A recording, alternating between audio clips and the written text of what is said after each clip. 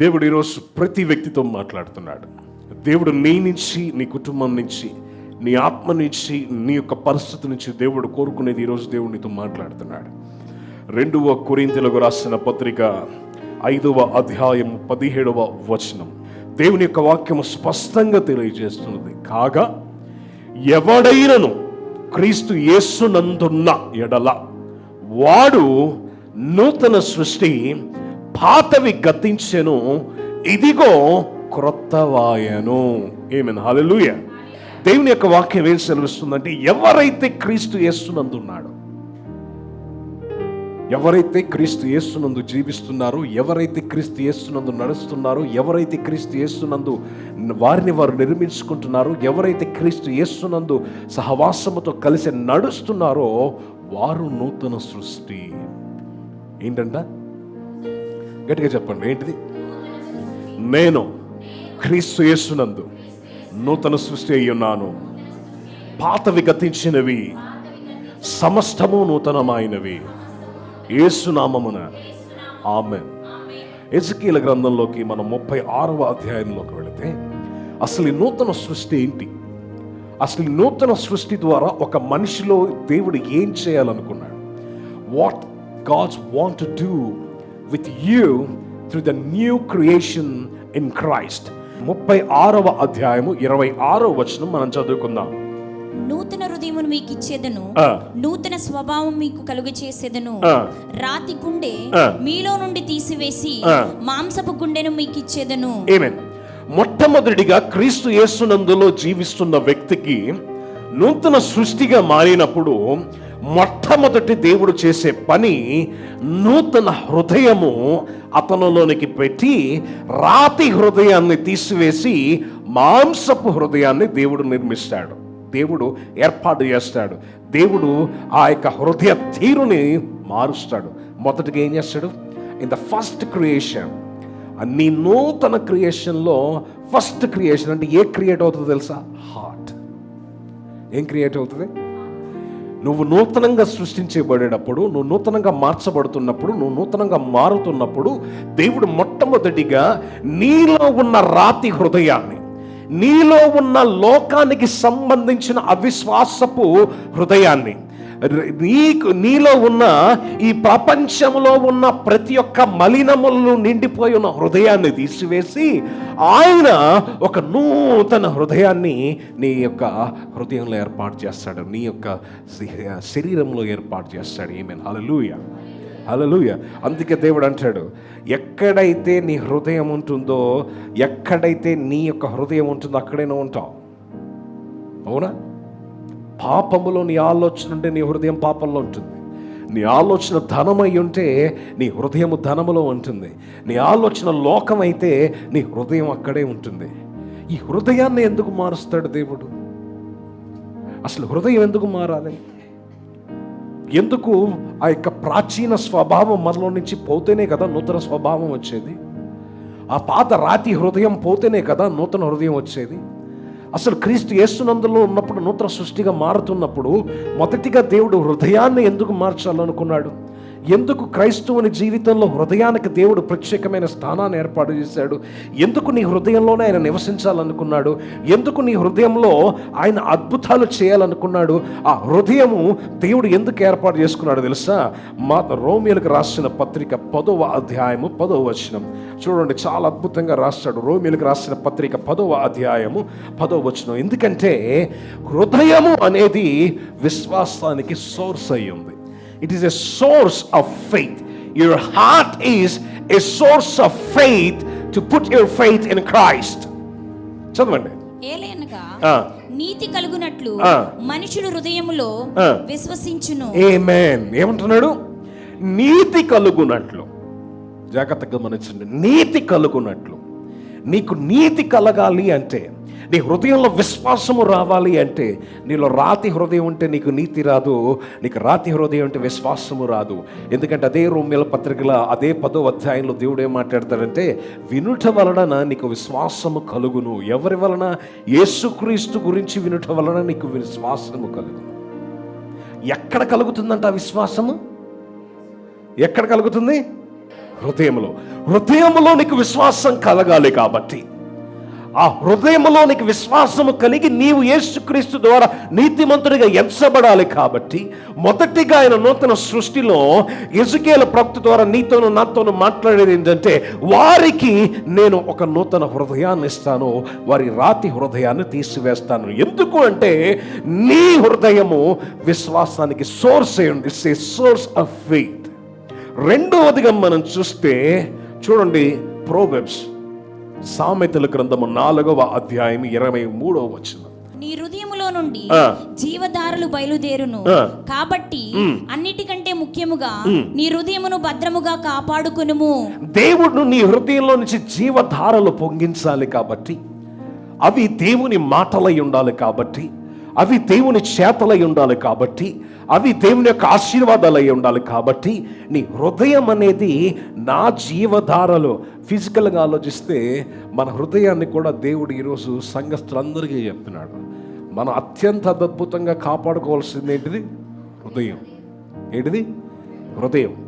దేవుడు ఏమంటాడంటే మత్తయి సువార్తలో, ఏదైనాను హృదయంలో నుంచి, నీ హృదయంలో చెడు ఉంటే, నీ హృదయంలో మంచి ఉంటే, అదేవిధంగా లోపలికి వెళ్ళేది ఏదియూ చెడు కాదు, కానీ బయటికి వచ్చేదే చెడు అన్నాడు దేవుడు.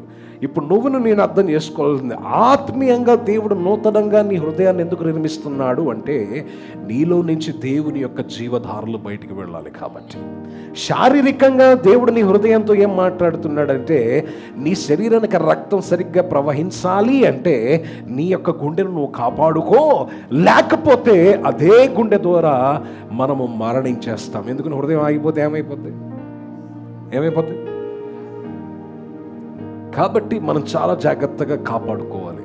ఈ నూతన హృదయాన్ని ఎందుకు దేవుడు అక్కడ మనకిస్తున్నాడంటే, నీవు జీవధారలు నీలో నుంచి ప్రవహించి ఆ విశ్వాసం నుంచి నీతిమంతులుగా ఎంచబడి దేవుని యందు నువ్వు నూతన సృష్టిగా నిర్మించబడాలి. కాబట్టి ఇది చూడండి, మీరు మంచి ఫుడ్ తీసుకోకపోతే మీ శరీరానికి ఏమవుతుంది? అనారోగ్యం వస్తుంది. When you taking the junk food కానీ, లేకపోతే నీ శరీరానికి పడని ఫుడ్ కానీ, ఆయిల్ కానీ, ఎక్సెస్ ఫ్యాట్ కానీ, ఎక్సెస్ స్వీట్ కానీ, ఏదైనా అతిగా తీసుకుంటే ఏమైపోతుంది? నీకు అతిగా ఏది తీసుకున్నా నీ ప్రాణానికి ముప్పు వస్తుంది. అది ఎక్సర్సైజ్ అవనివ్వండి, ఎక్సర్సైజ్ కూడా అతిగా చేయకూడదు, తిండి కూడా అతిగా తినకూడదు, నిద్ర కూడా అతిగా పోకూడదు, నీళ్లు కూడా అతిగా తాగకూడదు, నడక కూడా అతిగా నడవకూడదు, అతిగా పని చేయకూడదు, అతిగా పరిగెత్తకూడదు, ఏది అతిగా చేయకూడదు. నీ శరీరం ఏ విధంగా అయితే సహనం చేస్తుందో ఆ విధంగా మాత్రమే నువ్వు చేయాలి తప్ప ఏదైతే నువ్వు భరించలేవో అది నువ్వు చేయడానికి ప్రయత్నించకూడదు. దేవుడు కూడా నీకును నాకును నువ్వు ఏదైతే భరించగలవో అటువంటి శోధన ఇస్తాడు తప్ప భరించలేని శోధన నీకును నాకును అనుగ్రహించాడు. ఇక్కడ దేవుడు నీ నుంచి నా నుంచి కోరుకునేది, నూతన సృష్టిలో నీ హృదయాన్ని నువ్వు కాపాడుకుంటావు. ఎటువంటి పాపము నీ హృదయంలోనికి వెళ్లకుండా, ఎటువంటి పాపపు మాటలు నీ హృదయంలోనికి వెళ్లకుండా, ఎటువంటి లోకపు ఆలోచనలు నీ హృదయంలోనికి వెళ్లకుండా, నీవు దేవునికి ఏ విధంగా అయితే జీవిస్తానన్న మాట ఇచ్చావో అదే విధంగా జీవించడానికి దేవుడు నీ గుండెని నిన్ను కాపాడుకోమంటున్నాడు, నీ హృదయాన్ని నిన్ను కాపాడుకోమంటున్నాడు. ఎందుకంటే నూతనంగా నిన్ను మార్చినప్పుడు నీలో నుంచి ఉన్నతమైన మాటలు, శ్రేష్టమైన అభిషిక్తమైన మాటలు, దేవుని యొక్క జీవపు మాటలు నీలో నుంచి ప్రవహించాలి. కానీ ఎప్పుడైతే నీ హృదయంలో చెడు ఉందో అప్పుడే నువ్వు మాట్లాడతావు.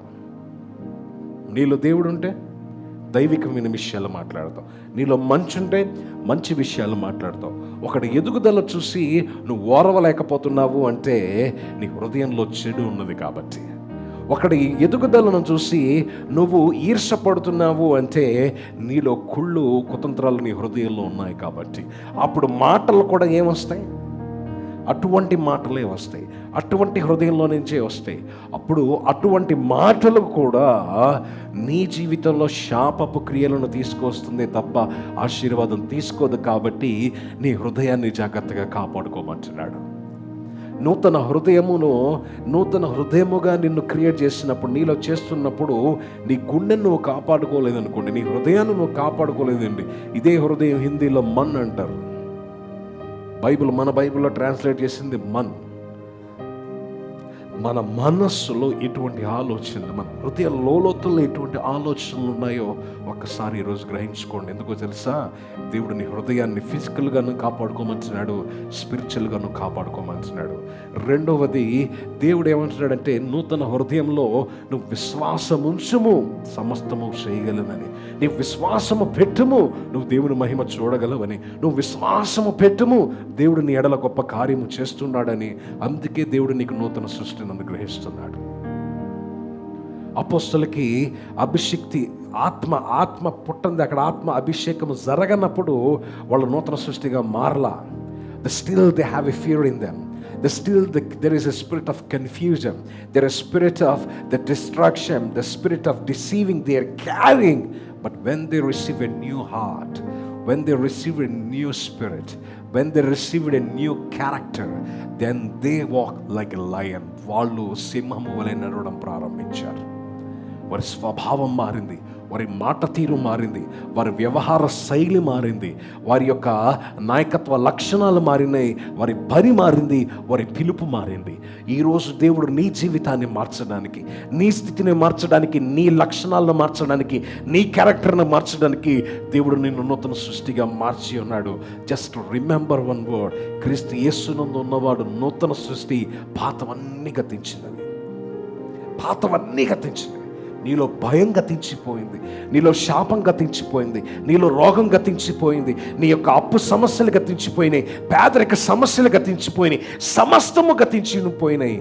కానీ ఇంకా నీ జీవితంలో ఉన్నాయి అంటే నువ్వు నూతనంగా ఇంకా మార్చబడలేదని అర్థం. ఇంకా చెడు మాటలు నీ హృదయంలో నుంచి వస్తున్నాయి అంటే, ఇంకనూ దేవుని మీద కాకుండా ఇతర వ్యవస్థ మీద కానీ ఇతర లోక స్థితి మీద కానీ ప్రేమ ఉన్నది అంటే నీ యొక్క హృదయం నూతనంగా మారలేదు, నూతన సృష్టిగా మారలేదని అర్థం. ఇంకనూ పాతవి నువ్వు వదులుకోలేకపోతున్నావు అంటే నీ హృదయం ఇంకనూ నూతన స్థితిలో మారలేదని అర్థం. అందుకే దేవుడు అది మార్చడానికి, అది మారి దేవునికి దగ్గర చేయటానికి దేవుడు మొదటిగా హృదయాన్ని మారుస్తాడు. మాటతో చెప్పేది వేరు, హృదయంతో దేవుడితో కనెక్ట్ అయ్యేది వేరు. నీ హృదయం వేరు, దేవుడిచ్చిన హృదయం వేరు. ఆమేన్. ఏంటిది? దేవుడిచ్చిన హృదయం వేరు, నీ హృదయం వేరు. నీ హృదయంలో నువ్వు ఏదనుకున్నా అది నీకు కరెక్ట్ అనిపిస్తుంది. కానీ దేవుడు హృదయాన్ని ఇచ్చినప్పుడు దేవుడు ఏది చెప్పాడో అది మాత్రమే నీకు కరెక్ట్గా కనబడుతుంది. మిగతావన్నీ అది చక్కనైనదా, మంచిదైనదా, చెడ్డదైనదని నువ్వు గ్రహించుకోగలుగుతావు. అటువంటి గ్రహింపు లేని స్థితి నీలో ఉండకుండా ఉండాలనే ఆయన నూతన హృదయాన్ని నీకు అనుగ్రహిస్తాడు. అతను నూతన హృదయాన్ని అనుగ్రహిస్తాడు. చూడండి, మత్తయి సువార్త 15వ అధ్యాయము 18వ వచనం. దేవుడు ఎందుకు నూతన హృదయం పుట్టించాలనుకుంటున్నాడో తెలుసా? Because the heart control your thoughts. నీ హృదయం నీ ఆలోచనల్ని కంట్రోల్ చేస్తూ ఉంటుంది. నీ హృదయం ఇటు లాగుతూ ఉంటుంది. నువ్వు అనుకుంటావు ప్రార్థన చేయాలని, లేదు ఇది ఏదో పోస్టర్ కనబడుతుంది, మనసు లాగేస్తుందిరా ఇటు వెళ్దామని. ఇంకొకటి, లేకపోతే బైబిల్ చదువుకుందాను కూర్చున్నప్పుడు ఏదో పుస్తకం కనబడుతుంది, ముందు మనసు లాగేస్తుంది, ఆ పుస్తకం చదివిన తర్వాత ఈ పుస్తకం చదువుదాంలే అని. ఏమవుతుంది? The heart controls your thoughts. That's why God wants to give a new heart in a new creation in Christ. అందుకే నూతన హృదయాన్ని నీకు ఇవ్వాలనుకున్నాడు. నూతన హృదయాన్ని ఇచ్చి నీ థాట్స్ నీ వరకు మాత్రం కాకుండా ఆయన థాట్స్ నీకిచ్చి ఆ థాట్స్ ద్వారా నడిచే కృపను నీకు ఇవ్వాలని ఆయన హృదయాన్ని నీకు ఇవ్వాలనుకున్నాడు. చూడండి, ఆ వాక్యం చదువుదాం మనం. నోటి నుండి బయటకు వచ్చినవి హృదయములో నుండి వచ్చి. ఎక్కడి నుంచి వస్తాయి? కోపమైన, ప్రేమైన, తిట్టైనా ఎక్కడి నుంచి వస్తాయి? కానీ చాలా పండిపోయిన వాళ్ళు ఉంటారు, లోపల కక్ష పెట్టుకుని బయట చాలా స్వీట్ మాట్లాడుతూ ఉంటారు. అవునా? దేవుడు ఒక వ్యక్తిని ఆశీర్వదిస్తా అన్నప్పుడు ఆ వ్యక్తినంట తక్కువగా చూసేవాళ్ళ హృదయం దేవుని హృదయం కాదు. ఈరోజు కూడా నేను చెప్తా, ఈరోజు కూడా నేను ఎవరిని దేవుని యేసునందు నేను ఎవరిని తక్కువ అంచనా. అన్ని జనుడు అవనండి, ప్రభువుని నమ్ముకున్నాడని. ఎందుకంటే there is a time for everyone. There is a time for everyone. కానీ కొంతమంది మూర్ఖులు ఏం చేస్తారంటే సమయం దేవుడిచ్చిన అది పోగొట్టుకుని కొత్త సమయం కోసం వేచి ఉంటారు. You will never receive any time for that time. Because God already gave that time to bless yourself, bless your generation, to raise yourself in a supernatural way. But అది కోల్పోయిన తర్వాత దేవుడు నన్ను లేపుతాడనే హృదయంలో ఉంటావు చూసావా? Change your heart today. సౌలుకి అటువంటి అభిషేకం ఇచ్చాడు, తర్వాత మారాలనుకున్నాడు, మారాడా? కింగ్ అయ్యాడా? అలా కుటుంబంలో ఎవరైనా కింగ్ అయ్యారా? ఎందుకు అవ్వలా? అతని హృదయం దేవుని వైపు నుంచి తిరిగిపోయింది. అతని హృదయము పాతది రాతి హృదయం అయిపోయింది. దేవుడి మాట వినకుండా ఉండే హృదయం అయిపోతుంది. దేవుని మాట లెక్క చేయకుండా ఉండే రాతి హృదయం అయిపోయింది. దేవుని యొక్క సంగపు మాట లెక్క చేయకుండా రాతి హృదయంలాగా ఉండిపోయింది అతనిది. అందుకే అతను దేవుని వైపు కాకుండా లోకం వైపు మలడం మొదలు పెట్టాడు. దేవుడు మొత్తం అంతా తీసివేశాడు. ఏ మాట వచ్చినా, చెడు రానివ్వండి మంచి రానివ్వండి, చెడు రానివ్వండి మంచి రానివ్వండి, ఎక్కడి నుంచి వస్తుంది? చదవండి. నోటి నుండి బయటకు వచ్చినవి హృదయంలో నుండి వచ్చును, ఇవే మనుషుని అపవిత్రపరచునని మీరు గ్రహింపరా? మీరు మీ హృదయంలోంచి వచ్చే మాటల ద్వారా, హృదయంలోంచి వచ్చే క్రియల ద్వారా వాటి చేతలు చేస్తూ ఉన్నారు. కాబట్టి మీ హృదయం ఏది పలికితే అది మీరు చూస్తున్నారు, మీ హృదయం ఏది పలికితే అది వింటున్నారు, మీ మనసు ఏది చేయమంటే అది చేస్తున్నారు. కాబట్టి అలా ఉండకుండా, అపవిత్రలు అవ్వకుండా ఉండి పవిత్రమైన జీవితాన్ని, పరిశుద్ధమైన జీవితాన్ని జీవించడానికి దేవుడు మీకు నూతన హృదయాన్ని ఇస్తానన్నాడు. అది నూతన సృష్టిలో జరుగుతుంది. కానీ ఎప్పుడైతే నీ మనసుకు నచ్చినట్టు నువ్వు చేస్తూ నేను దేవుళ్ళో ఉన్నాను అనుకుంటో అది నూతన హృదయం కాదు, అతను నూతన సృష్టి కాదు. నేను పత్రాగా పడిపోతున్నాను. You are not become a new creation. That's why you are again and again in the falling. You didn't change your heart towards Jesus. You didn't draw yourself towards Jesus. నిన్ను నువ్వు దగ్గరగా దేవునికి తెచ్చుకోలా. ఎంత మట్టుకు నీ హృదయ ఆలోచన, ఎంత మట్టుకు నీ మనసు ఆలోచన, ఎంత మట్టుకు నీ యొక్క ఆలోచన ఎక్కడికి నడిపిస్తే నువ్వు అక్కడికి నడిచావు తప్ప దేవుడు నేను ఎక్కడికి నడిపిస్తాడనేది నీ హృదయం కనెక్ట్ అవ్వాల. జ్ఞాపకం ఉంచుకోండి. కానీ దేవుడు అందుకే మార్చడానికి, మీరు అపవిత్రులుగా ఉండకూడదు, మీరు అపరిశుద్ధులుగా ఉండకూడదు. దేవుడు పరిశుద్ధులై ఉన్నాడు కాబట్టి మీరు పరిశుద్ధులు ఉండాలి. అందుకే ఆ రోజు, ఆ క్షణమున నేను వారి జీవితాల్లో వారికి నూతన హృదయాన్ని నేను అనుగ్రహిస్తాను. ఎప్పుడైతే నీకు నూతన హృదయం అనుగ్రహించబడుతుందో నీ క్యారెక్టర్ మారుతుంది, నీ స్వభావం మారుతుంది, నీ చూపు మారుతుంది, నీ వినికిడి మారుతుంది, నీ ప్రతి స్థితి మార్చుకుంటా నువ్వు వస్తావు. ఆమేన్, హల్లెలూయా. అందుకే అంటాడు లూకా సువార్త 6వ అధ్యాయం 45వ వచనంలో చాలా అద్భుతంగా దేవుడు మనతో మాట్లాడతాడు. ఎందుకంటే హృదయం గురించి మనం చాలా తెలుసుకోవాలి. ఎందుకంటే హృదయంలో ఉన్న ఆలోచనల ద్వారా మనం మోసపోకూడదు. కాబట్టి నూతన హృదయాన్ని పొందుకుని, నూతన స్వభావాన్ని పొందుకుని, నూతన ఆత్మను పొందుకుని మనల్ని మనం మార్చుకోవాలి. చదవండి. సజ్జనుడు తన హృదయమును మంచి ధననిధిలో నుండి స్వద్వీయ విషయములను బయటకు తెచ్చును. ఏం చేస్తాడంటే సజ్జనుడు. సజ్జనుడు అంటే స్పష్టమైన తెలుగు మనకి మంచివాడు అని అర్థం. ఆ మంచివాడు అంట తన హృదయంలో ఉన్న మంచి ధననిధి. అంటే ఇక్కడ ధననిధి అంటే డబ్బులు రోకలో కాదండి. జ్ఞానమైనను, మంచి ఆలోచనలైనను, మంచి స్థితిగతులైనను, జీవధారలైనను, అభిషేకమైన మాటలైనను, దేవుని యొక్క చిత్తమైనను ఏదైనా సరే అతను ఏం పలుకుతాడు? మంచి ధనం నుండి అతను స్వద్విషయములు బయటికి తెచ్చును. దుర్జనుడు చెడ్డ ధననిధిలో నుండి దుర్విషయములను బయటికి తెచ్చును. హృదయము నిండియుండు దానిని బట్టి ఒకని నోరు మాట్లాడును. హృదయము నిండి ఉన్న దానిని బట్టి ఏంటంట? గట్టిగా చెప్పండి, ఏంటిది? హృదయము నిండిన దానిని బట్టి ఒకడు నోరు మాట్లాడును. మరి ఇప్పుడు ఆలోచించండి, నీ హృదయం దేవుని వైపు ఉన్నదా? నీ యొక్క హృదయ ఆలోచనలు నీ వైపు మటుకే ఉన్నాయా? ఇంకా దేవుడికి దగ్గరగా హృదయాన్ని చేసుకుంటున్నావా? దేవునికి దూరంగా చేసుకుంటున్నావా? నీ హృదయాన్ని దేవుని యొక్క ఆచార వ్యవహారాలైన ఇటు యొక్క లోకపరమైనవి నువ్వు చేసుకుంటున్నావా? లేకపోతే దేవుడు ఏర్పాటు చేసిన నిత్య జీవం అనే జీవధారలో నువ్వు ఏర్పాటు చేసుకుంటున్నావా?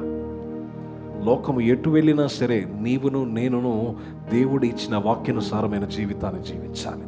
లోకము ఎంత గొప్పగా ఉన్ననో సరే, దేవుడు నీకిచ్చిన గొప్పతనాన్ని, నాకిచ్చిన గొప్పతనంలో నిలబడాలి అంటే నిత్యము నూతన హృదయాన్ని ధరించి, నూతన స్వభావముతో, నూతన ఆత్మాభిషేకమును పొందుకొని నిత్యము దేవునికి దగ్గరగా, యేసుక్రీస్తుకు దగ్గరగా ఆత్మతో మనం నడిపించబడాలి తప్ప ఎటువంటిది హృదయంలో అటువంటి మాటలు వస్తాయని దేవుడు వాక్యం సెలవిస్తున్నది. కాబట్టే నువ్వు ఏది పడితే అది మాట్లాడకూడదు, ఏది పడితే అది ఆలోచించకూడదు, ఏది పడితే అది చేయకూడదని దేవుడు నూతన స్వభావమును, నూతన హృదయాన్ని అనుగ్రహించి ఆ హృదయంలో ఆయన ఆలోచన పెడతాడు, ఆయన హృదయంలో ఆయన చిత్తాన్ని పెడతాడు, ఆ హృదయంలో ఆయన వాక్యాన్ని పెడతాడు, ఆ హృదయంలో ఆయన అభిషేకాన్ని, ఆశీర్వాదాన్ని పెడతాడు, ఆ హృదయంలో రేపు జరగబోయే స్థితిని కూడా ముందుకు తెలియజేసే వరాలు, అభిషేకము ఆయన పెడతాడు. కానీ మనం ఏం గ్రహించుకుంటున్నాం? నూతన సృష్టి, సమస్తము గతించినవి, సమస్తము పాతవన్నీ పోయినాయి, సమస్తము నూతనమైన, ఇప్పటి నుంచి నేను నూతనం అయిపోయాను అనుకుంటున్నాం.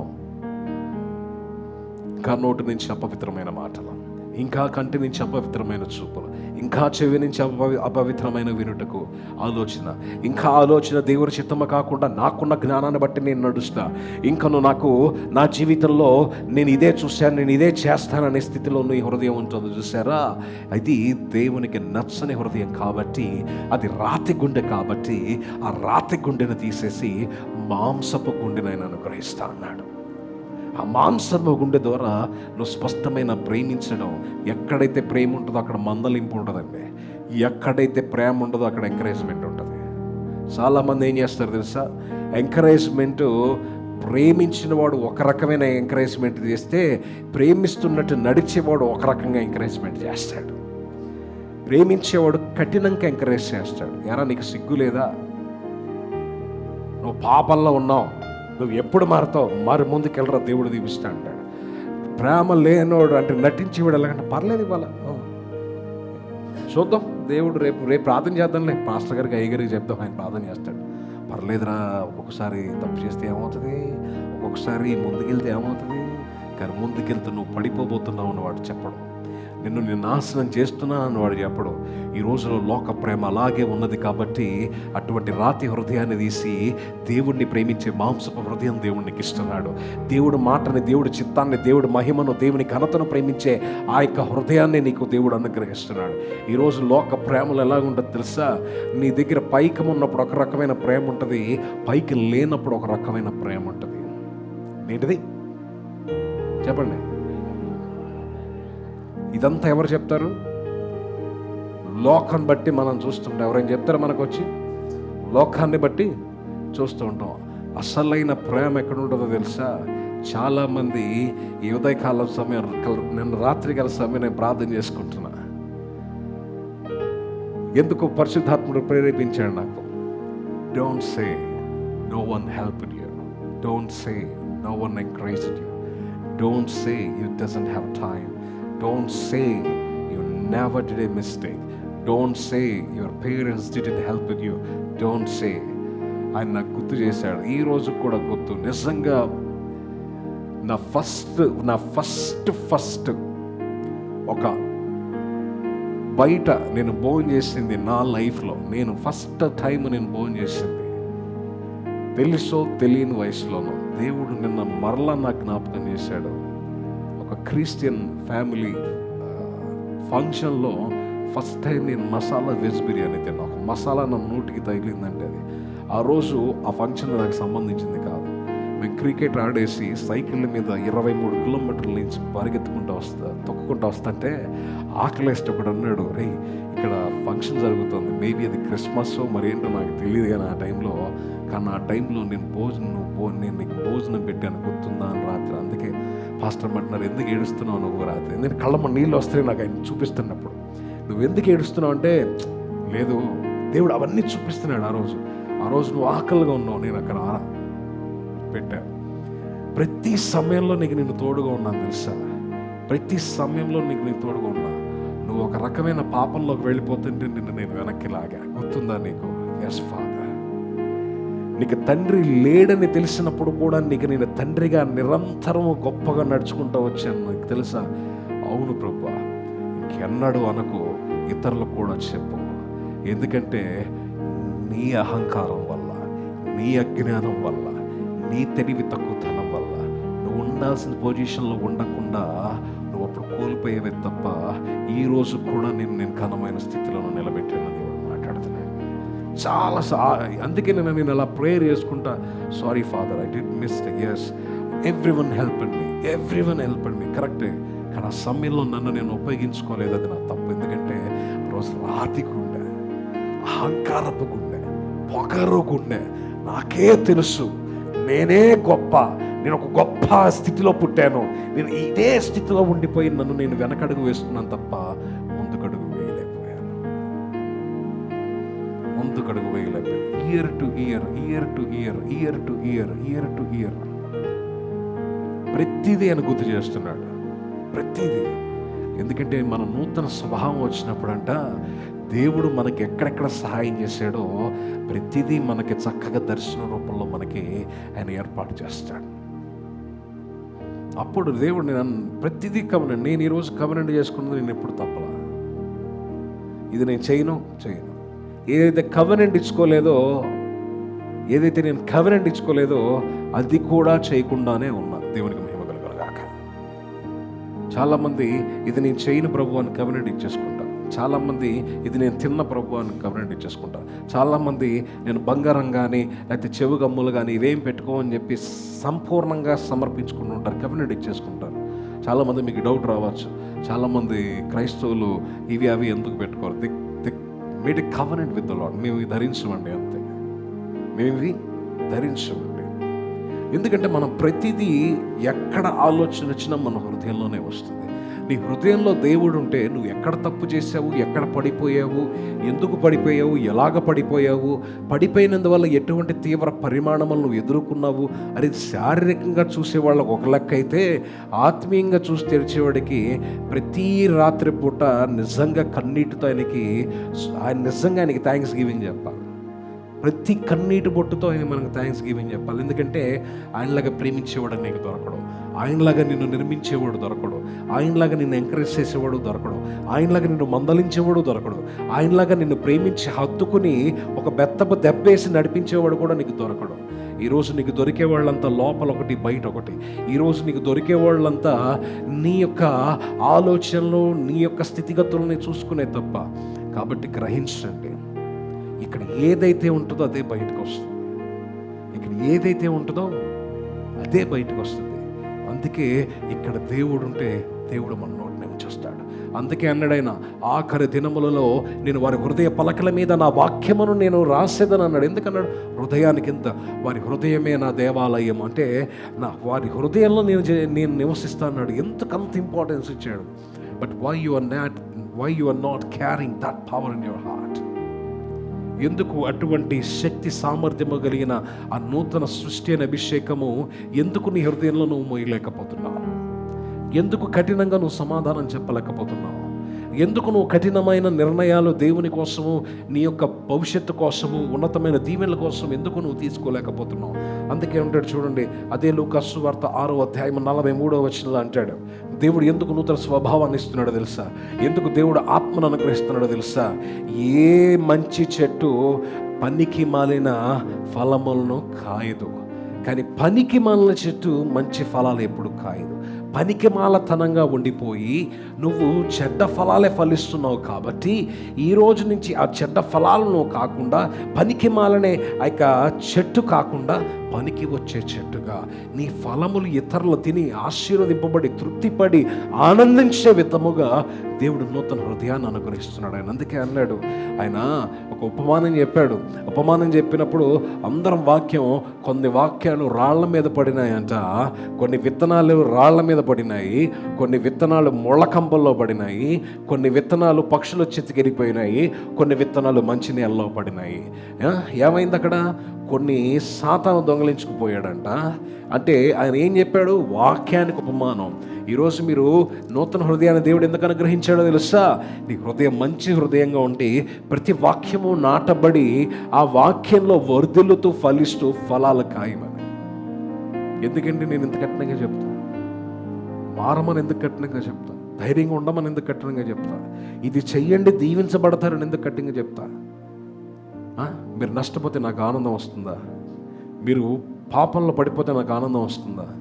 మీరు వర్ధిల్లాలని నేను చెప్తా. మీరు దీవించబడాలి, గొప్పగా ఉండాలి, తల ఎత్తుకుని ఇచ్చువారిగా ఉండాలని నేను చెప్తాను. కానీ కొంతమంది అది నచ్చదు, కొంతమంది దాన్ని అర్థం చేసుకోరు, కొంతమంది దాన్ని స్వీకరించరు, కొంతమంది దాన్ని ఆత్మీయమైన నడిపింపు అనుకోరు. శారీరకంగా మా గురించి తెలుసు కాబట్టి పాస్టర్ గారు మాకు చెప్తారని. మీ గురించి ఎంత శారీరకంగా తెలిసినా ఒకటి మాత్రం నేను చెప్తాను, దేవుళ్ళో ఉన్నవాడు ఎన్నడూ సిగ్గునందడు. దేవుళ్ళో ఉన్నవాడు ఎన్నడూ సిగ్గునందడు. దేవుళ్ళో ఉన్నవాడికి ఎన్నడూ అవమానంలో ఉన్నాడు. కానీ ఇంకా సిగ్గులో ఉన్నారు, ఇంకా అవమానంలో ఉన్నారంటే అది మీరు దేవుళ్ళు లేనట్టు కాబట్టి. కానీ ఈరోజు ఆ నూతన హృదయాన్ని ఇస్తున్నాడు. ఎంతకాలం మనం చెడు చెట్టుగా ఉంటాం? చెడ్డ చెట్టు చెడ్డ ఫలాలే ఫలిస్తుంది. చెడ్డ హృదయం చెడ్డ మాటలే మాట్లాడుతుంది. చెడ్డ ఆలోచనలు ఇతరులని చెడగొట్టే స్థితిని ఏర్పాటు చేస్తుంది తప్ప ఇతరులని ఎంకరేజ్ చేసే స్థితి లేదు. ఈరోజు ఆ చెడు హృదయాలే, ఈ చెడు హృదయాలే శారీరక ప్రేమలు, శరీరం గురించి ప్రేమించడాలు, శరీరము గురించి నానా రకాలైన అలవాటులను హృదయం ద్వారా ప్రేరేపించబడి అవతలలో నాశనం అయిపోయి, యువతలలో నాశనం అయిపోయి, కుటుంబాలు నాశనం వేయబడి చేసుకుంటున్నారు. ఎందుకని? రాతి హృదయం వలన. ఏమైపోతుంది? రాతి హృదయం వలన. బైబిల్లో అన్ని అద్భుతమైన మాటలు ఉంటాయి, చాలా అద్భుతమైన మాటలు ఉంటాయి. ప్రతి వాక్యం మనకి జీవాన్ని ఇస్తుంది, ప్రతి వాక్యము మనకి మార్పును అనుగ్రహిస్తుంది, ప్రతి వాక్యము మనకి అద్భుతమైన ఆశీర్వాదాన్ని అనుగ్రహిస్తుంది. అందుకే దేవుడు అంటాడు చూడండి, ద్వితీయోపదేశ కాండము 5వ అధ్యాయము 29వ వచనము, వారికిని వారి సంతానమునకు నిత్యమును క్షేమము కలుగునట్లు వారు నా యందు భయభక్తులు కలిగి నా ఆజ్ఞలన్నిటిని అనుసరించి మనసు వారి కుండిని ఎడల అనుసరించు మనసు వారి కుండిన మేలు. దేవుడు ఎందుకు నూతన వదిలేస్తున్నాడు తెలుసు? జాగ్రత్తగా గమనించండి. వారికిని వారి సంతానమునకు, జాగ్రత్తగా గమనించండి. అందరిటి చూడండి. ఎవరికి? నీకును నీకు సంతానమునకు. ఎవరికి? నీకును నీ సంతానమునకు నిత్యము క్షేమము కలుగునట్లు. ఎలాగా? Everyday, not a single day, not a single hour, everyday నిత్యము క్షేమము కలుగునట్లు. అన్ని చోట్ల, నీ వ్యవసాయంలో, నీ వ్యాపారంలో, నీ బిడ్డల చదువుల్లో, వారి పెళ్లిల్లో, వారి బిడ్డలలో, ప్రతి చోట నిత్యము క్షేమము కలుగునట్లు వారు నా యందు భయభక్తులు కలిగి. ఎలాగా? ఒకటి, నిత్యము నువ్వు క్షేమము కలిగి ఉండునట్లు. రెండవది, దేవుని యందు భయభక్తులు కలిగి ఉండునట్లు ఆయన మనస్సును నీకు అనుగ్రహించుటకు ఆయన నూతన హృదయాన్ని నీకు ఇచ్చాడు. ఇంగ్లీష్లో ఎలా ఉంటుందంటే హార్ట్ అని ఉంటుంది. That they would always have a heart like this, that they might fear me and obey all my commandments.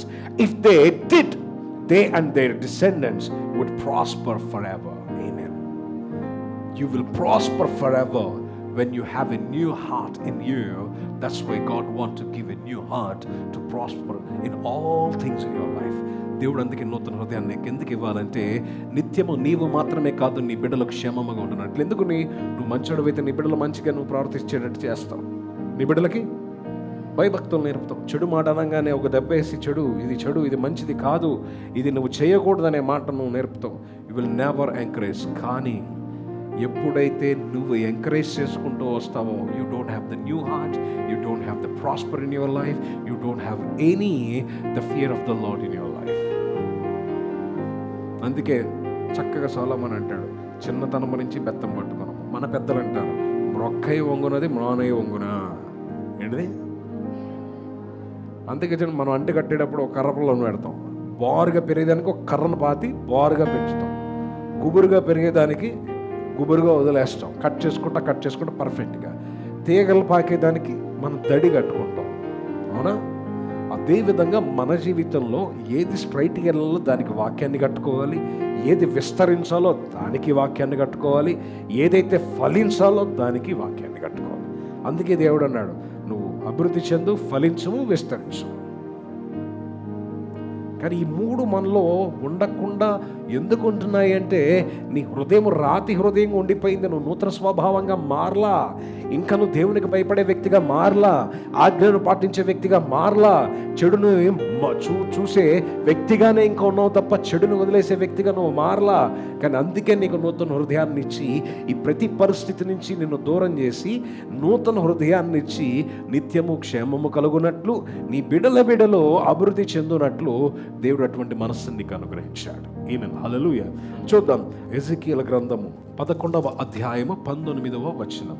వారు నా కట్టడలను నా విధులను అనుసరించి గైకొనున్నట్లు నేను వారి శరీరంలో నుండి రాతి గుండెను తీసివేసి వారికి మాంసపు గుండెను ఇచ్చి వారికి ఏక మనసు కలుగు చేసి వారి యందు నూతన ఆత్మను పుట్టింతును. నా ఆత్మను పుట్టింతును, నా ఆత్మను పుట్టింతును, నూతన ఆత్మను పుట్టించును. ఏం చేస్తాడంటే ఇక్కడ జాగ్రత్తగా గమనించండి. ఈ నూతన సృష్టిలో దేవుడు నూతన హృదయానికి ఇవ్వడానికి గల కారణం ఏంటంటే ఏక మనసు. ఏంటిది? దేవుడు మనస్సు నీ మనస్సు ఏకమవ్వాలి, దేవుని ఆత్మ నీ ఆత్మ ఏకమవ్వాలి, దేవుని ఆలోచన నీ ఆలోచన ఏక ఆలోచన ఉండాలి, దేవుని మార్గము నీ మార్గము ఏక మార్గమై ఉండాలి, నీవు తెలుసుకున్న సత్యము నీకు తెలిపిన సత్యము ఏకమై ఉండాలి. కాబట్టి రాతి గుండెను తీసివేసి మాంసపు గుండెను అనుగ్రహించి వారికి ఏక మనస్సు కలగజే వారి యందు నా ఆత్మను, నూతన ఆత్మను పుట్టిస్తాను. నూతన ఆత్మ, ఈ ఆత్మ అభిషేకమే కదా మన నూతన నిబంధనలో ఆ అపోస్తల కార్యాల్లో మనం చూసింది. శిష్యులు క్యారెక్టర్ మారింది అక్కడ. వారు రాతి గుండె యేసుక్రీస్తు ఆయన యొక్క అదేంటి మృత్యువును జయించి తిరిగి లేచేటప్పటికి వీళ్ళు ఎవరి కాళ్ళ పనులకి వెళ్ళిపోయారు, ఎవరి కాళ్ళు చేపలు పట్టుకోవడానికి వెళ్ళారు. మళ్ళీ 40 రోజులు వారితో తిరిగి మళ్ళీ వాళ్ళతో మళ్ళీ వాక్యాన్ని చెప్పి, ప్రభు రాజ్యాన్ని గురించి మరలా చెప్పి, అభిషేకం గురించి మరలా చెప్పి, మీరు వేచి ఉండండి అని చెప్పిన తర్వాత ఎప్పుడైతే పరిశుద్ధాత్మ అభిషేకం పొందుకున్నారో అప్పుడు నూతన హృదయం మారింది, నూతన స్వభావం వచ్చింది, నూతన ఆత్మ పుట్టింది. ఈ 3 విషయాలు జరిగినప్పుడు నూతన సృష్టిలో వాళ్ళ జీవితం మారింది. వాళ్ళ జీవితం ఏమైంది? దేవుడు ఎందుకు నూతన హృదయాన్ని నీకు ఇవ్వాలనుకుంటున్నాడు? ఎందుకు దేవుడికి భయపడే మనస్సుని, దేవుని యొక్క వాక్యాన్ని ఆజ్ఞను పాటించే మనస్సుని నీకు ఎందుకు ఇవ్వాలనుకుంటున్నాడు అంటే, నూతన సృష్టిలో నువ్వు దేవునితో ఏకమవ్వాలి కాబట్టి. అందుకే యేసుక్రీస్తు వారు ఏమన్నారు? నేను నీలోను నువ్వు నాలోను మనము తండ్రిలోను ఉన్నాము. ఏమన్నారు ఆయన? నేను నీలోను నువ్వు నాలోను మనము తండ్రిలో ఉన్నాము. ఆమేన్. కాబట్టి ఈరోజు గ్రహించండి, ఏక మనసు. అక్కడ ప్రార్థించింది ఏ మనసుతో? ఏక మనసుతో, ఏక ప్రాంతంలో ఏక విషయమై ప్రార్థింపగా ఏం జరిగింది? ఇప్పుడు నూతన స్వభావం ఉన్నవాడు దేవుని మందిరానికి వచ్చి ప్రార్థన చేస్తాడు. నూతన స్వభావం ఉన్నవాడు దేవుని దగ్గరికి వచ్చి దేవుని మొరపెట్టి దేవుని యొక్క చిత్తాన్ని తెలుసుకుని ముందుకు నడుస్తాడు.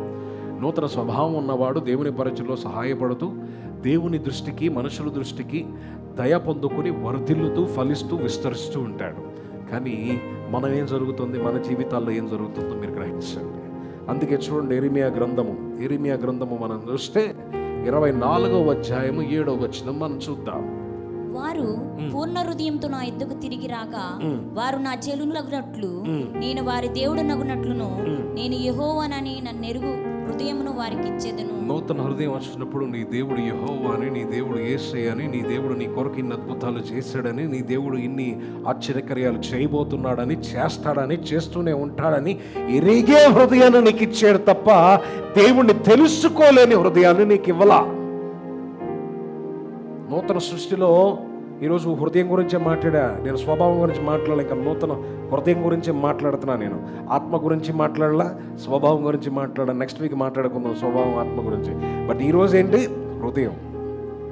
ఎందుకు మార్చాడు? నీ హృదయం ఎందుకు ఇచ్చాడు? నీకు ఇక్కడ ఏదైతే ఉంటుందో బయటకు వస్తుంది కాబట్టి, జీవధారలు ప్రవహిస్తున్నాయి కాబట్టి దాన్ని జాగ్రత్తగా కాపాడుకుని నీ జీవితంలో దేవుడు యేసు నా రక్షణకర్తనియు, యేసు నా కొరకు మరణించి తిరిగి లేచి నా పాపములను శాపములను పరిధి కొట్టివేశాడనియు, నాకు నిత్య జీవాన్ని అనుగ్రహించి నన్ను నడిపిస్తున్నాడనియు అటువంటి హృదయాన్ని ఇస్తాడంట. అందుకే యోహాను పత్రికలో యోహాన్ అంటాడు, ఏ ఆత్మ అయితే యేసుక్రీస్తు మరణించి తిరిగి లేచాడని ఒప్పుకొనదో ఆ ఆత్మ క్రీస్తు విరోధి అంటాడు తప్ప క్రీస్తుకు సంబంధించిన ఆత్మ కాదు. అందుకే అంటాడు, టెస్ట్ ద ఎవ్రీ స్పిరిట్. ఏ హృదయంతో మాట్లాడుతున్నావో గ్రహించుకో. ఏ హృదయం నిన్ను ఎంకరేజ్ చేస్తుందో గ్రహించుకో. రాతి గుండె ఎంకరేజ్ చేస్తుందా, దేవుడిచ్చిన మాంసపు గుండెన జీవధారలో ప్రవహించే గుండె, నీ గుండెలో నుంచి మంచి పుట్టే గుండె, లేకపోతే దేవుణ్ణి తెలుసుకున్న గుండె నిన్ను ఎంకరేజ్ చేస్తుందా, లేకపోతే రాతి గుండె నిన్ను ఎంకరేజ్ చేస్తుందా? అదే అహంకారము, అదే పాపము, అదే శాపము, అదే రోగము కూడిన ఆ హృదయం నిన్ను ఎంకరేజ్ చేస్తుందా? ఒక్కసారి గ్రహించండి. ఈ నూతన సృష్టిలో అందుకే దేవుడు నూతన స్వభావాన్ని ఇస్తున్నాడు. చూడండి, ఎజికేలు గ్రంథము 36వ అధ్యాయం 20 వచనం చదవండి అమ్మా. వారు తాము వెళ్ళిన స్థలములోని జనుల యొద్ద చేరగా ఆ జనులు, మీరు యెహోవా జనులే గదా, ఆయన దేశంలో నుండి వచ్చిన వారే గదా అని చెప్పుట వలన నా పరిశుద్ధాత్మనకు దూషణ కలుగుటకు ఇశ్రాయేలీయులు కారణమైరి. కాగా ఇశ్రాయేలీయులు పోయిన ఎల చోట్లను నా పరిశుద్ధ నామమునకు దూషణ కలుగుగా నేను చూచి నా నామమును విషయమే చింతపడి తిని. కాబట్టి ఇశ్రాయేలీయులకు ఈ మాట ప్రకటన చేయము. ప్రభువుకు యెహోవా సెలవిచ్చిన ఏమనగా, ఇశ్రాయేలులారా, మీ నిమిత్తము కాదు గాని అన్యజనుల్లో మీ చేత దోషణ నొందిన నా పరిశుద్ధ నామము నిమిత్తము నేను చేయబోవు దానిని చేయుదును. అన్యజనుల మధ్య మీరు దూషించిన నా ఘనమైన నామము నేను పరిశుద్ధపరచుదును. వారి ఎదుట మీ యందు నన్ను పరిశుద్ధునిగా నేను ప్రభువుకు యెహోవానని మీరు తెలుసుకొందురు. ఇదే ప్రభువుకు యెహోవా వాక్కు. నేను అన్ని జనులలో నుండి మిమ్మల్ని తోడుకుని ఆయా దేశములలో నుండి సమకూర్చి మీ స్వదేశంలోనికి మిమ్మల్ని రప్పించుదును. మీ అపవిత్రత యావత్తు పోవునట్లు. ఇప్పుడు జాగ్రత్తగా, అందుకేమన్నాడు? హృదయంలో ఎందుకు నూతన హృదయాన్ని ఇస్తున్నాడు? అపవిత్రతలో ఉండకుండా ఉండడానికి. ఇప్పుడు చదవండి. మీ అపవిత్రత యావత్తు పోవునట్లు నేను మీ మీద శుద్ధ జలము చల్లుదును. ఏం చేస్తాడంటే ఆయన? శుద్ధ జలము, బాప్తిజము మనకి. మీ విగ్రహముల వలన మీకు కలిగిన అపవిత్రత అంతయు తీసివేసేదను. ఆయన రక్తము ద్వారా మన పవిత్రత, మన పాపము, శాపములు అన్ని తీసాడు. నూతన హృదయము మీకు ఇచ్చేదను. ఏమంటున్నాడు? నూతన హృదయం నీకు ఇచ్చేదను. యేసు మనస్సు, యేసు క్రీస్తు యొక్క పోలిక, యేసు క్రీస్తు యొక్క స్వరూపము నీకు ఇచ్చేదను. ఎందుకంటే ఈరోజు నూతన ఆత్మ, నూతన స్వభావము, నూతన హృదయం ఎందుకు ఇస్తాడో తెలుసా? నీ మూలంగా క్రీస్తు యొక్క నామం ఎన్ని చోట్ల అవమానంలో ఉందో చూడు. ఏదైతే దేవునికి అపవిత్రతో, ఆ అపవిత్రతలో మీరు పాలు పంచుకొనవద్దు. ఏం చేయొద్దు? అపవిత్రతలో పాలు పంచుకోకుండా ఉండాలనే నూతన హృదయాన్ని మీకు అనుగ్రహించాడు. లేచి నిలబడదాం, మనం ప్రార్థన చేసుకుని మనం ముగించుకుందాం. తండ్రి యేసయ్య, మీకు వందనాలు ప్రభువా. ఈ ఉదయకాల సమయమున మీరు మాతో మాట్లాడిన విధానమును బట్టి వందనములు. అపవిత్రతలో ఉండకుండా పరిశుద్ధతలో ఉండుటకు నూతన హృదయాన్ని అనుగ్రహించి, అయ్యా, నీవు దేవుడనియు, నీవు రక్షకుడనియు, నీవు మరణించి తిరిగి లేచావనియు, నీవు నిత్య జీవాన్ని, మార్గము, సత్యము, జీవము నీవే ఉన్నావనియు తెలుసుటకు నూతన హృదయాన్ని అనుగ్రహించి, హృదయములో జీవధారలు పొంగును కాబట్టి ఆ జీవధారల ద్వారా అనేక మంది జీవితులుగా వెలుగులోనికి, సత్యములోనికి, మార్గంలోనికి వచ్చుటకు, మాట్లాడుటకు ప్రభువా నూతన హృదయాన్ని అనుగ్రహించిన విధానమును బట్టి, ఇదిగో ఎక్కడైతే నా నామమును అవమానపరచబడినదో అక్కడే మీ ద్వారా నా నామమును ఘనపరచేటట్లు మీరందరినీ ఒక చోటకి నేను తీసుకువస్తానని నూతన హృదయాన్ని కలగజేసిన విధానమును బట్టి ఏక మనస్సుగా ఉండి, అయా ఏక మనస్సుతో దేవుని ఆత్మతో ఏకమై నీ విషయంలో, నీ ఆలోచన ప్రకారము, నీ చిత్త ప్రకారము జీవించుటకు నూతన హృదయాన్ని ఇచ్చిన విధానమును బట్టి, క్రీస్తు యేసునందు ఉన్నవాడు నూతన సృష్టిని నీ వాక్యము సెలవిచ్చుచుండగా, ఈ రోజు ఈ ఉదయకాల సమయమున ప్రభువా చూస్తున్నవారు, వింటున్నవారు యేసుక్రీస్తు నామములో వారు నూతన హృదయాన్ని పొందుకొనుగాక. దేవునికి దగ్గరయ్యే హృదయాన్ని పొందుకొనుగాక. దేవుని యొక్క పరిశుద్ధతను తండ్రి ప్రోత్సహించి ఆ పరిశుద్ధతతో జీవించే హృదయము పొందుకొనుగాక. బలమైన విశ్వాసి హృదయము పొందుకొనుగాక. వారి రాతి హృదయము తొలగింపబడి మాంసపు హృదయము పొందుకుని దేవునితో ఏకమయ్యి ప్రభువా వారి జీవితములో నీ ఆత్మలో నడుచుదురు గాక. తండ్రి, ప్రతి బిడ్డని మీ చేతికి అప్పగించుచు, వాక్యం విన్నవారు ప్రభువా ఈ వాక్యం వారి హృదయాల్లో నాటబడి తండ్రి వృక్షములుగా మారి దీవించబడి ప్రభువా ఫలములు వారు అనుగ్రహించబడినట్లు, అనుభవించున్నట్లు యేసు నామములో వీరందరినీ ప్రార్థించి ప్రభువా నీ నామమున వీరందరినీ దీవించుచున్నాను తండ్రి. ఆమేన్. మన తండ్రి అయిన దేవుని యొక్క ప్రేమయు, కుమారుడైన యేసుక్రీస్తు యొక్క కృపయు, పరిశుద్ధాత్మ యొక్క సహవాసము సదాకాలము వచ్చిన కుటుంబాలకి, చూస్తున్న వీక్షిస్తున్న ప్రతి బిడ్డకి సదాకాలము తోడైండును గాక. ఆమేన్. హల్లెలూయా. క్రీస్తు నామములో అందరికీ వందనాలండి. ఒక నిమిషం కూర్చుందాం.